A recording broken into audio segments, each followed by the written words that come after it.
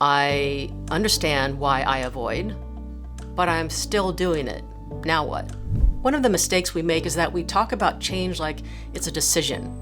I'm just gonna decide to change, and then everything will be good. We seek the familiar, we seek the old soothing methods, even if it destroys relationships or messes with our functionality. So today I have 4 examples of, let's call them false fixes, false solutions, that we all lean toward. We're not static beings. Our consciousness is changing all the time, and we can train our brain, we can recondition ourselves. No matter what your start in life, you can recondition yourself and curate the being, the person that you want to be. Self-awareness doesn't change behavior. Capacity does. This is why so many people understand their patterns and still repeat them. You can understand why you avoid, you see the pattern, you even predict it, and yet nothing has changed. This is usually the point where people assume something is wrong with them.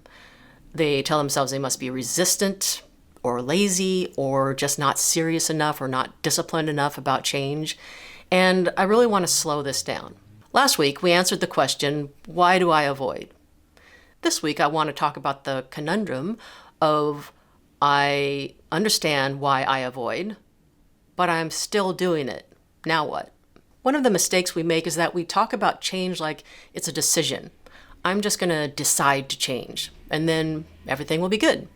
Like once you understand something deeply enough, then your behavior will just naturally follow along. And humans don't really work that way. You don't change because you understand something. So you change when your system has the capacity to stay present while doing something uncomfortable. That's why change always involves this experience of extreme discomfort, because you're going against what your intuition says, what your protective mechanisms say. And it's not a pleasant place to be. We seek the familiar, we seek the old soothing methods, even if it destroys relationships or messes with our functionality. We still do it. And it's important to note that capacity is not motivation. So capacity does not equal motivation. Most people aren't avoiding change. I mean, you hear all the time like, oh, people don't like change, which can be very true, right? But most people aren't avoiding change. They're just using the wrong tool for the root problem. I'm all about root issues, root cause. And so today I have 4 examples of, let's call them false fixes, false solutions, that we all lean toward, myself included. So false fix number 1 is when you're waiting to feel calm or waiting to feel ready before you make a move. Let's say you're wanting to have a heavy talk with your partner and you rehearse the conversation in your head for weeks, you feel anxious just thinking about it, and you finally feel calm enough one day, calm enough, ready to have the conversation. So you find a time, you sit down with them, and then, as you have the conversation, your partner does not react the way you'd like them to. And when they react differently than what you were rehearsing in your head, your system floods. Now you're triggered, you're fearful, you're sensing danger, and now everything falls apart. You both probably either shut down, escalate, lash out, whatever your pattern, your cycle of conflict and being under threat, however that plays out. So it's helpful to keep in mind that calm is just a state of mind. Capacity is a skill that you can develop. So emotional readiness doesn't come before action. Emotional capacity will come through practice. Practice, practice, practice with support. And I'll kind of expand on what that means. So that was false fix number 1. Waiting to feel calm. That brings us to false fix number 2, trying to do it perfectly. I know I experience this as well when I want to do things perfectly, and then it leads to this moment of like, okay, if I start this project and I don't do it perfectly, that will be really disappointing and hurt my sense of self, so let's just keep pushing off that thing. So perfection, for sure, is a big driver of procrastination. You wait until you know exactly what you want to say. You script the boundary that you're going to set with a person. You rehearse it. You memorize it. Say it in the mirror, perhaps, or into a voice recorder. And you want to appear fair. You want to appear like regulated, even keeled, non-reactive. And you just rehearse all the different ways that you need to be perfect in this little box, perfect, and show up perfectly so that you have the best chance of not being a burden or an inconvenience or upsetting to your partner.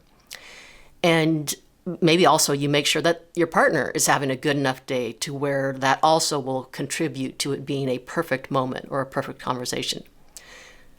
But then what actually happens is you start thinking about it, and there's that little indicator of imperfection means you delay, you wait, or you say nothing, or you finally speak once your resentment has built up again to where it feels finally justified to say something because your nervous system hasn't been convinced that protesting, complaining, expressing your needs is good enough. That's burdensome, right?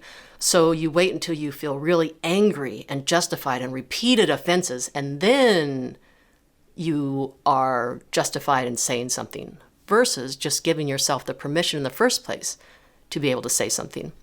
So perfection is a form of avoidance that looks responsible. Perfection, like it's so noble, right? It's on paper. It sounds like such a good idea, good intentions. But perfection for sure is a form of avoidance that it looks just so responsible. So it's hard to avoid. So thus far, false fix number 1, waiting to feel calm. False fix number 2 that we just talked about, trying to do it perfectly. And that brings us to false fix number 3, which is forcing exposure without enough support after. Now, this is where a person might just throw caution to the wind and just dive into a big conversation without thinking about it, without planning, without prepping, or someone who has just zero support. And maybe you're in an abusive relationship or narcissistic relationship, and you just like throw caution to the wind and just do it.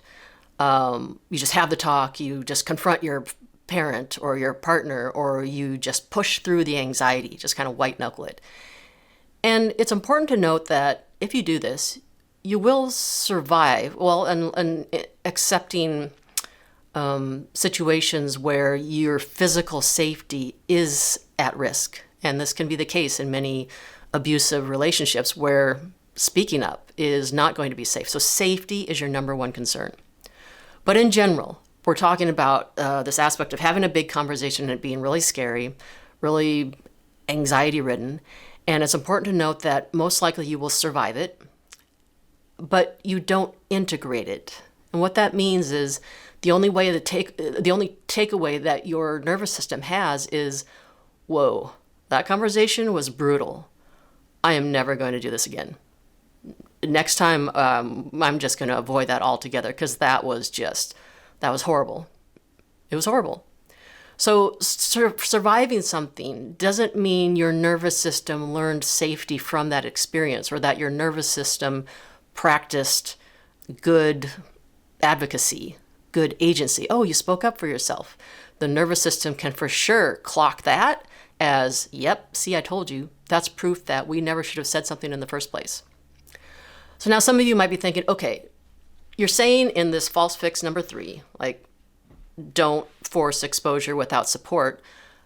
Now you're telling me to pause before diving in, but just earlier you said pausing was procrastination.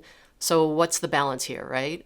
The distinction is that pausing to avoid is different than pausing to build capacity.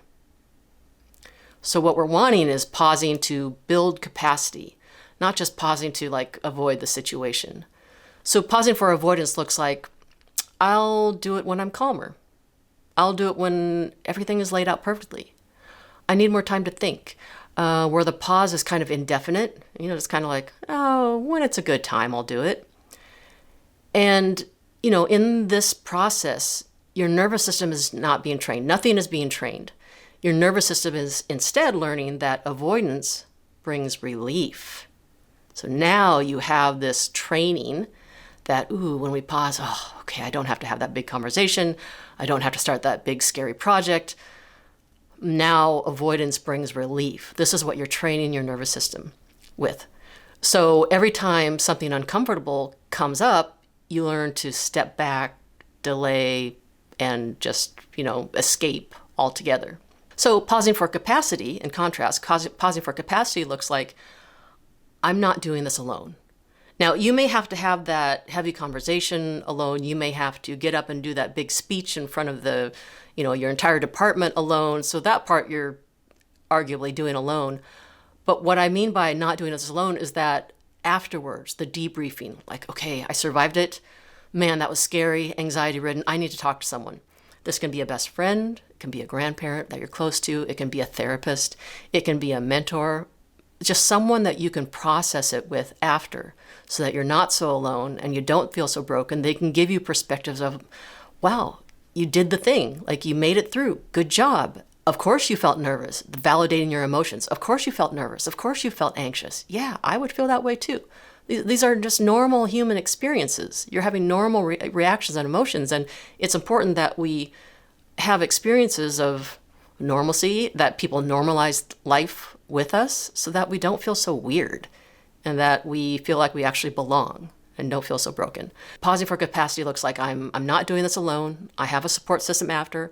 I'm breaking this actual task into tolerable pieces, step by step. I know what I need to do. I'm practicing with my nervous system, staying present. My nervous system doesn't have to feel perfect for me to continue with this. It's okay to feel nervous. It's okay to feel anxious. This is normal reaction. I'm not forcing myself through it. And what's different here with pausing for capacity is that the pause is intentional. And the pause is time-bound, where I'm giving myself a certain amount of time and then I'm going to do the thing, so that it's not just this indefinite, scary cloud hanging over your head. And pausing for capacity implies there is support for you afterwards, which means there will be containment of whatever emotional experience you had, and that there is a plan to re-engage, depending on how it plays out, not just disappear into the void. And so this kind of a pausing for capacity, doesn't remove discomfort. So once again, expectations are everything. Expectations will determine your suffering in life. It's the cognitive piece, the mindset is so powerful. So this pause doesn't remove discomfort. You will feel uncomfortable when doing uncomfortable things. And uncomfortable things means you're doing things that you're not used to.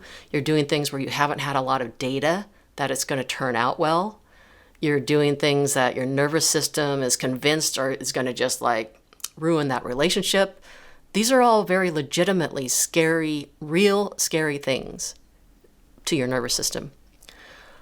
But being able to pause for capacity, do the actual task that you wanted to do, live through it, get support through it. Now that whole process is you're convincing your nervous system that discomfort is survivable. Long term, if you have good outcomes from what you do, discomfort is not only survivable, it leads to good and better things. So now you're really training your nervous system. So that was false fix number 3. Just to review. False fix number 1, waiting to feel calm. I'll just wait till I feel calm before I do it. False fix number 2, trying to do it perfectly. The planets need to be all aligned. Side note, a friend was telling me that the planets are actually all aligned right now. It's a really weird phenomenon that happens very rarely. I wish I had stats for you, but all the planets are lined up just perfectly. And it creates solar flares, all this. I don't want to go off on too big of a tangent, but my point was, that trying to do it perfectly, everything needs to be aligned. The planets need to be aligned perfectly. All the context, everyone needs to be having a good day. So that's false fix number 2, trying to do it perfectly. False fix number 3, forcing exposure without a support plan, a support system in place. Just throwing yourself to the wolves, so to speak, without having any sort of support after. And then that leads us here now to false fix number 4, which is waiting for the right explanation. Now, this will resonate strongly with the highly self-aware people of the world, people who've done a lot of self-work, maybe in therapy, maybe reading books, self-help books. You keep, reading all the books, following all the podcasters, the digital information. It's so accessible to us now, whether it's audiobooks, podcasts, reels and social media and YouTube videos. It's just so accessible. I've seen such an exponential increase in self-awareness. And along with that comes an exponential increase in frustration. It's like, I know so much more now. Why am I still stuck in these old patterns? This false fix number 4 of waiting for the right explanation means that you're hugely self-aware. You keep consuming content, new books, all of it. You keep looking for that one piece of insight that will finally just unlock you. It'll finally heal everything. It'll finally get all of that trauma just like out of your system. You'll finally be done with it. And we keep searching. It's a very natural process that we would keep searching for this, like just that golden key. And, understanding yourself isn't the same as being able to stay with yourself. So once again, we're talking about capacity. There's self-awareness, understanding why you do the things you do. And then there's your actual capacity to do the things you want to do. So understanding yourself is not the same as being able to stay with yourself when you're doing scary things. So just to recap, once again, the 4 false fixes, false solutions that we all do that may indicate ways you might be procrastinating. False fix number 1, waiting to feel calm. False fix number 2, trying to do it perfectly, needing everything to be perfect before you do the thing. False fix number 3, forcing exposure without support. And then finally, false fix number 4, waiting for the right explanation, the right insight in order to be able to finally do the things that scare you. So I just have some additional thoughts on this readiness aspect. And if you wait to feel ready, you're not resting because the thing is just hanging over your head. So during this time, you're not actually recharging. It's somewhat relieving to know that, oh, okay, I don't have to have the big talk tonight, or oh, I don't have to give that big presentation tonight. That's somewhat relieving, but it's not recharging because it's still hanging over your head. So, like I said earlier, you're training your nervous system to avoid hard things because by avoiding, you get that little bit of relief. It's like, okay, this feels better. Avoiding, it's not because, you don't care, you're not motivated, you don't want to be successful in life, you don't want to progress, succeed in life. But avoidance reduces threat and danger, but it reduces it in the short term, not the long term. And this is where high-functioning people really get stuck and get frustrated because they just white-knuckle it through change. Like, I have all this self-awareness. I did so many years of therapy.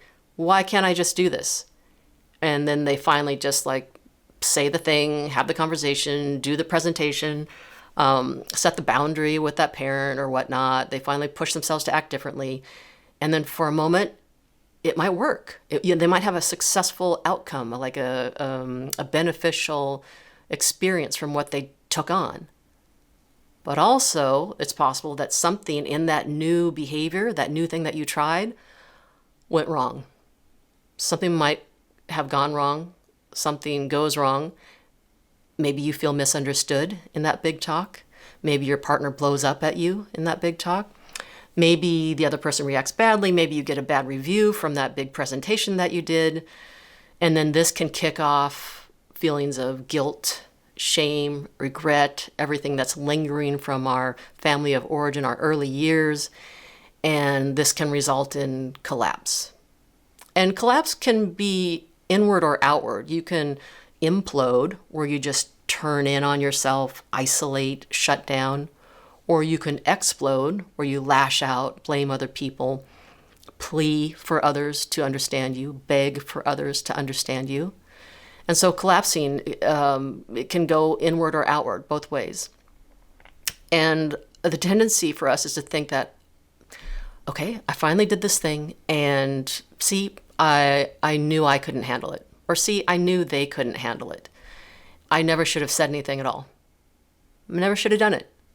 And so when we try new things and something maybe goes a little bit off from what we expected or what we wanted, there's a big temptation to say, like, the confirmation bias. See, I knew it wouldn't be good. Our lens kicks in. We get that evidence. Yep, there's the evidence that it wasn't good. And then we throw the whole experience out. The whole experience is bad. Never should have done it whatsoever. To explain this, just know that you were, through that moment, then relying on willpower instead of regulation. Willpower works for performance. Like, willpower is great for, working out, nutrition, all of it. But willpower will fail under emotional threat. That's why when we're talking about addictive behaviors and just, that idea that, well, behavior is just a choice. Just make a different choice. Don't be so angry. Just stop gambling. Just stop drinking so much. What's wrong with you? Right? We're not talking about willpower. We're not talking about, it's just an easy choice. We're talking about deep conditioning that has provided safety for us. Procrastination is safety.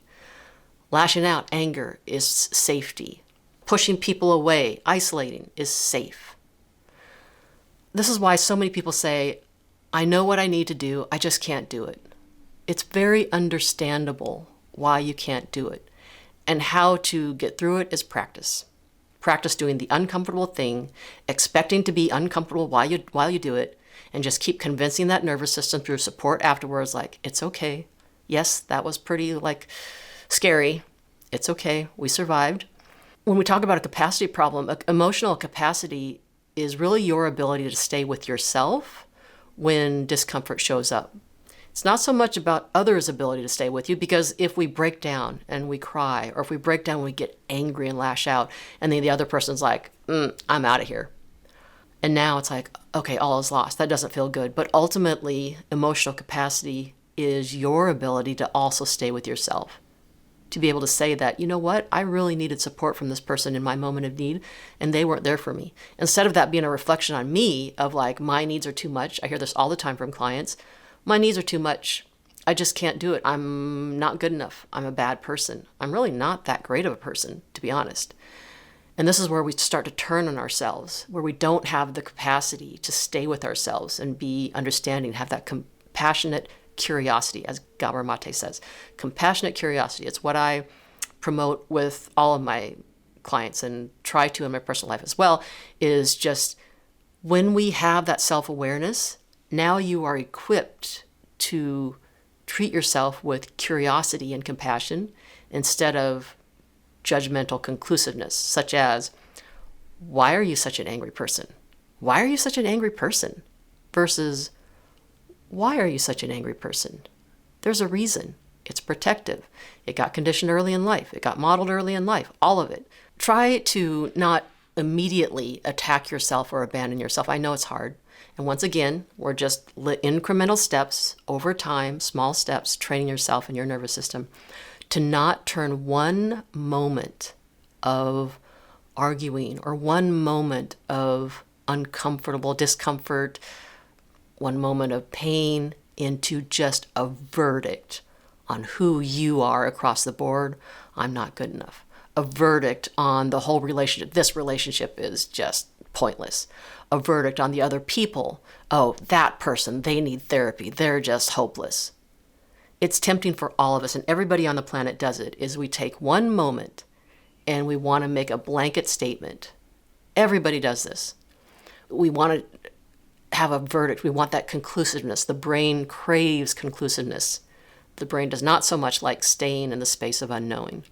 Capacity, this isn't just a personality trait that everybody has, and you're just a weird human being if you don't have it. This is a skill set we're talking about. Once again, practice. It's a skill set. And most of us were never taught it. I was never taught it. I had to learn this very late in life, and this will be a life's work. It really is. Managing triggers, managing emotional regulation, relational skills, how I impact others, how others impact me. Can I express it? Can I express it without being angry, pouty, passive-aggressive, shut down? Can I stay engaged? Do I have emotional capacity with myself? And in turn, will I then be able to offer emotional capacity for another person?